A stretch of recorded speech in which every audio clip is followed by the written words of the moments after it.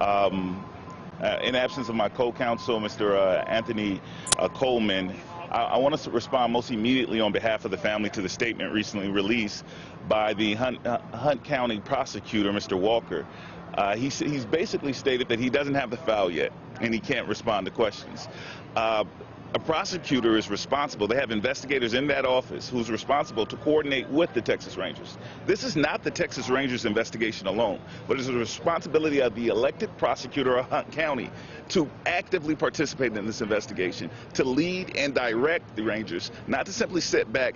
We found very problematic his statement that the Rangers would present this case to the grand jury.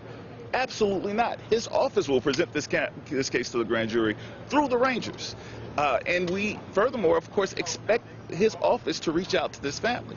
They have no idea what happened in this case. We still haven't received an official report from anyone. So if they're receiving a report from the troopers, if he's receiving a report from the troopers, they should be receiving a report from the troopers. He should have at the very least have the common courtesy to return our phone calls and frequent emails. Today, we are traveling to his office. Since he has interest in engaging about this case with the media, he should certainly feel the same way about the family of Jonathan Price, the young man who lost his life. His mother can barely stand here because she still sees his blood running down the street. What she discovered when she came here this day, it is a shame that he is so hands-off with this investigation. This is what the people of Hunt County elected him for, to speak towards injustices that occur in the region. I appreciate that now the troopers have made a statement. Celebrities have made statements. People all over the country have made statements. Jesse Jackson plans to stop by later. Where is the prosecutor for this region? What does he have to say about this crime that occurred, about the process of justice for people in North Texas and in Hunt County? There's clarity that it goes to the Hunt County DA's office from prosecution now that, quote unquote, the Rangers have absolved themselves. Are they still intricately involved? The Rangers investigation is ongoing. And how it's done in Collin County, in Tarrant County, in Dallas County, and all of the other Harris County, all the other surrounding counties of the region, is that the prosecutor directs that investigation. The prosecutor is an active force for justice in this region. He cannot simply allow the Rangers to police the other police. That's one of the key breakdowns in the system when we don't see a thorough prosecution. In response to the arrest last night on behalf of the Rangers, the family was relieved. That arrest should have taken place 2 days ago. The key piece of evidence is the video that they had the day that this occurred. It was a relatively quick arrest for a police murder, but why are police held to a different standard than all other criminals? Now, we know that in part the arrest can be political. Sometimes we see high-profile arrests really quickly. We saw that in the case of Tatiana Jefferson. But Aaron Dean has yet to be convicted of any crime for the murder of Tatiana Jefferson, which occurred over a year ago. How long will this family have to wait for justice? And that's where we look for direction and leadership from the prosecutor from the area. Your understanding that there's more evidence that is for this prosecutor in this case against this officer beyond this video? I have no clear understanding of what's in the file because no one has spoken to us in official capacity beyond the state trooper. I can say Chief McGraw did speak with me and the family, and he explained what Rangers always say, that they can't tell us much, but that he wasn't happy with what he saw. If he was doing his job correctly, what would you know by now? If the Hunt County prosecutor was doing a job correctly, then the family, which is the victim, would have met with the victim family liaison. They would know about, hey, this is a process of the grand jury. We have a grand jury already impaneled. There will be a grand jury impaneled in the future, 60, 90 days. They would have some sort of timeline, so they would know what the process was. Right now, we're all in the dark. Explain to me, Mr. Mayor, why there's your belief, based on the information that's been sent to you, that this is a unequivocal criminal use of deadly force by a peace officer. Based on the information that was sent to me, Mr. Price was unarmed, he was non-aggressive, and he had his hands up. Multiple witnesses have said that, and I've been told by people who have seen the video that the video confirms it. What do you want to happen to Sean Lucas? Mr. Lucas should, Mr. Lucas should face the stiffest penalty available under law. We don't think that he should be ever free again. There was absolutely no justification for the use of force, and we think that it's particularly troublesome that he did so under the color of state authority, that this became a crime not only on his part, but on the people that was sponsored by the state, by the taxpayers of this region. We think that when that kind of crime occurs in such a heinous way with absolutely no justification, that person should receive the stiffest penalty under the law. Do we know anything of his background that we should know? We know far too little about Mr. Lucas's background. We do know that for the last 48 hours he's been allowed to scrub his social media, to make plans with his family and friends about the prosecution, and to prepare for this. And he's been given an unfair advantage that other criminal suspects do not receive.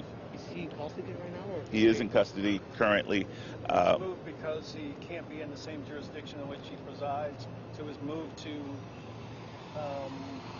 Rockwall. Rockwall. Yeah, he's in Rockwall now, and he's been there since, I think, late last night.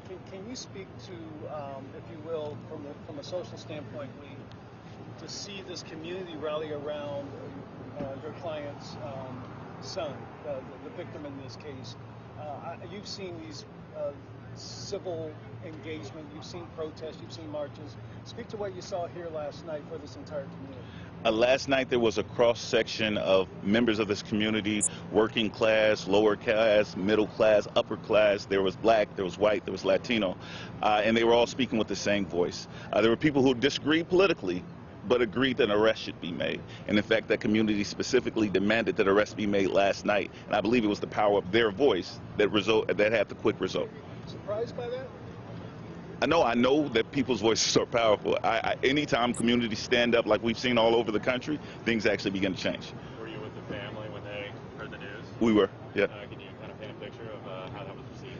You know, this family is in the course of actively grieving, so it wasn't a celebration. It was a bit of relief, but, a first step in a long road to justice. What have you been told about John Lucas? Who is he? Where is he from? I told he's not from Wolf City.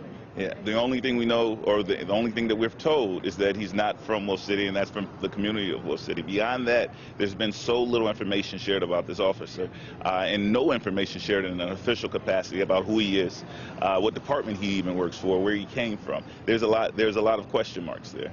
I talked to some of the neighbors around here. They said that this is a close community, that everybody knows everybody.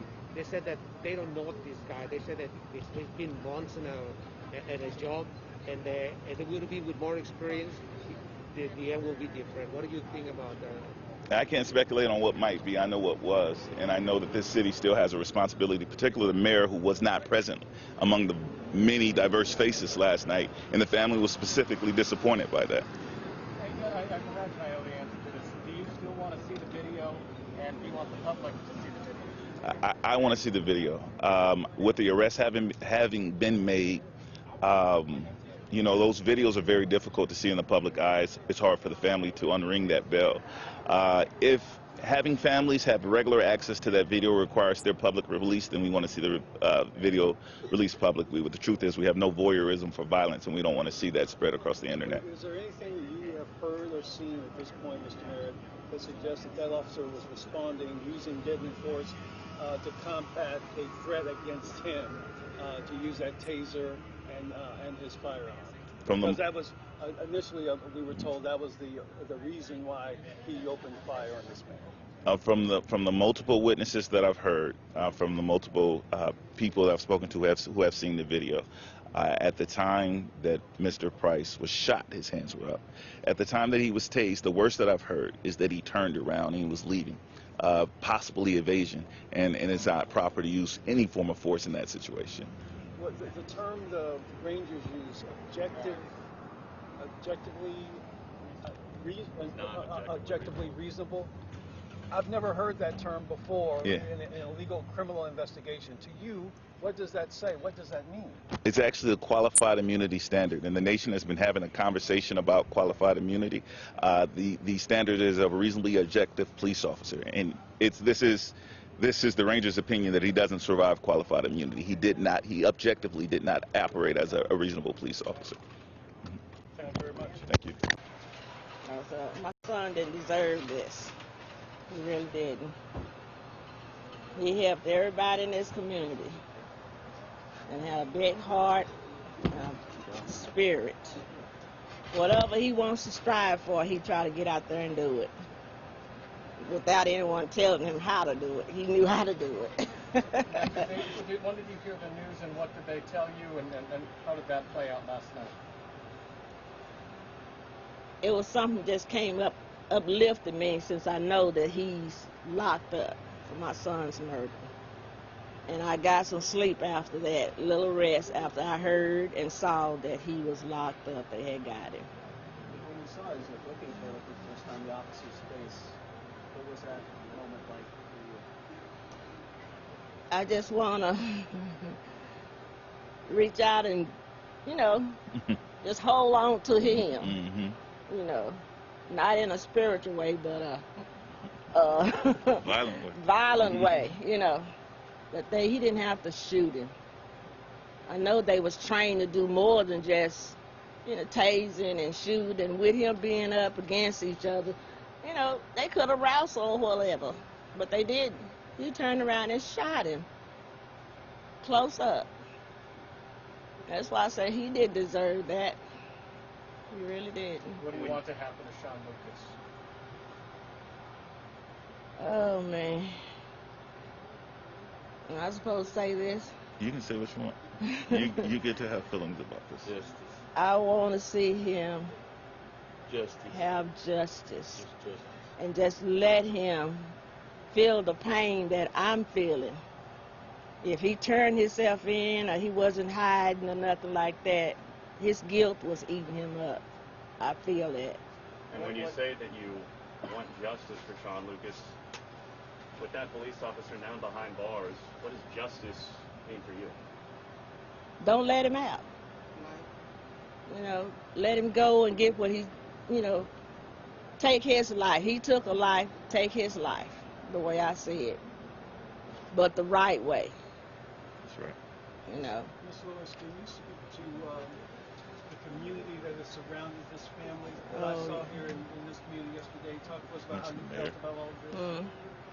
I'm sorry, mention the mayor. You can talk. Yes, the mayor, you know, I was born and raised in this town. And the mayor and her husband has been so supportive. They was the first one on my doorstep the next morning. And she hated it just as much as I did.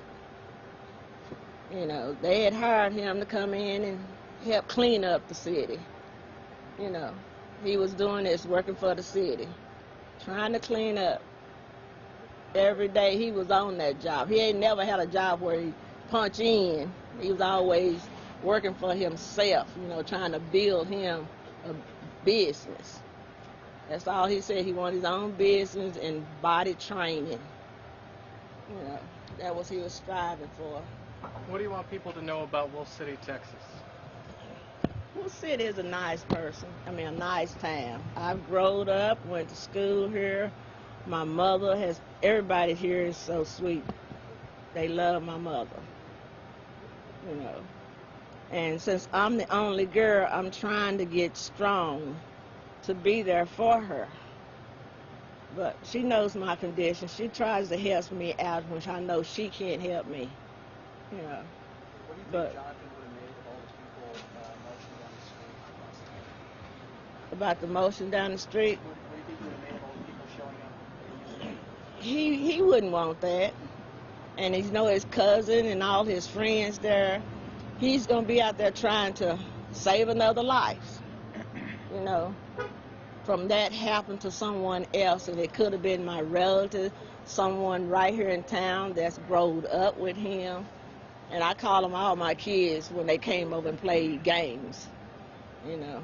But they going to miss that, and I'm going to miss just seeing his smiling face. And Big smile. yes, pretty smile. I loved it. And racing with my little dog back and forth down the road. He just exercised back and forth, running so fast, and the dog trying to keep her with him. So I'm gonna miss that, and my mama's gonna miss him too. Fixing her breakfast in the morning and tickling her for her to laugh. He's gonna be really missed. To be clear, life in prison is your hope. Yes. My son got life. I want him to get life. And think about it. You He don't have time to think about it. My son is not. It's just his spirit is going to be around here, and so many people that loved him. When he killed your son, what did he take from you? My miracle baby. He was a miracle baby. I wasn't even supposed to have him. And he came out to be everything I wanted him to be. Football player. He wanted to be a star, but not like this. Not like this. He wanted to be, and he had his idol all through his years growing up of Deion Sanders. Wanted to change his name to Deion Sanders, so I visualized what he had planned, running that ball as a wide receiver. And he made me happy about doing that. Never was in no trouble. Never had enough problems out of him,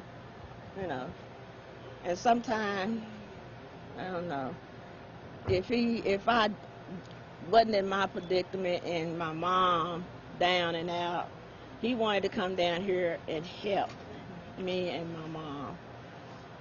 And he did that for 2 years until the city hired him up here. And he was a good helper. Trying to do the right thing that night, knowing what ended up happening, do you think he would have done things differently? Yes, he would.